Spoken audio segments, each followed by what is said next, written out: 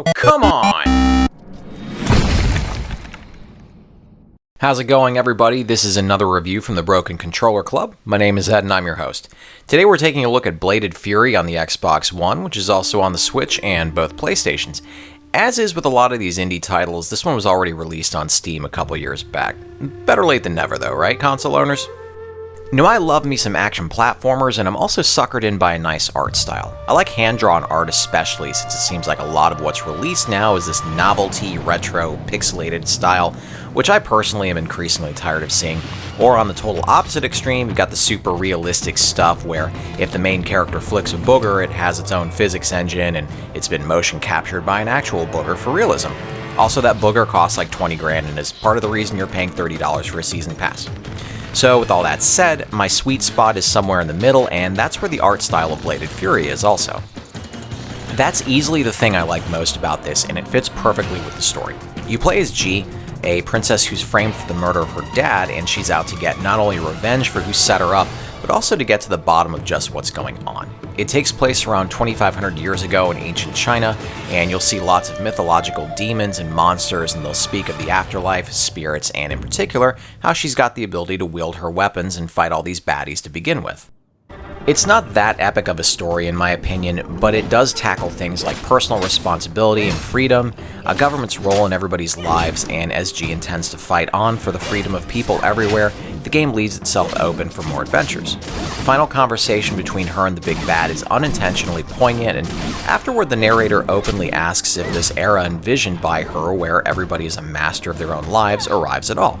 And fast forward to 2021, and I think you know the answer to that, whether you want to admit it or not.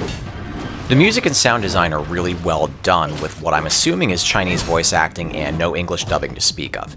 The music is what you'd expect from something taking place in this era and picks up and gets more epic when it's appropriate. So the story's decent and thought-provoking and the game looks good, but how's the gameplay? It's fun, however kinda shallow, and it was good enough that I was disappointed that there wasn't more of it.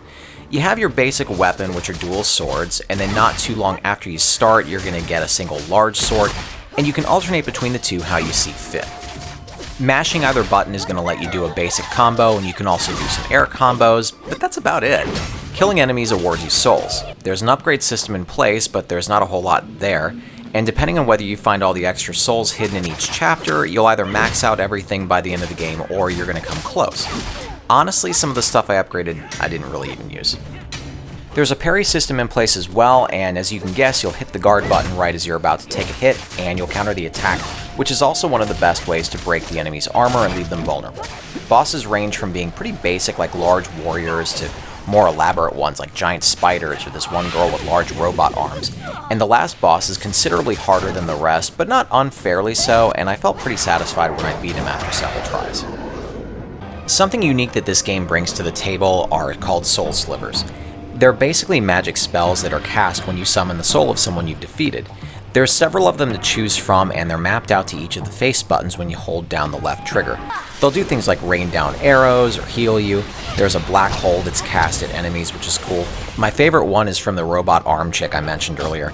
The parts of her arms come together, and if you like fighting games, they form what's basically Iron Man's proton cannon hyper combo from Marvel vs. Capcom. They all have limited uses before you have to recharge them at a save spot, but they're all really useful in a pinch, or if you're like me, you're going to want to save them until you fight a boss and then unload on them.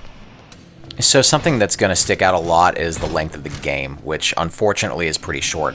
I generally take my time in a lot of games, and I think I cleared this in about 4 to 5 hours. There's no backtracking, and the game is pretty linear, and once you beat it, that's basically it.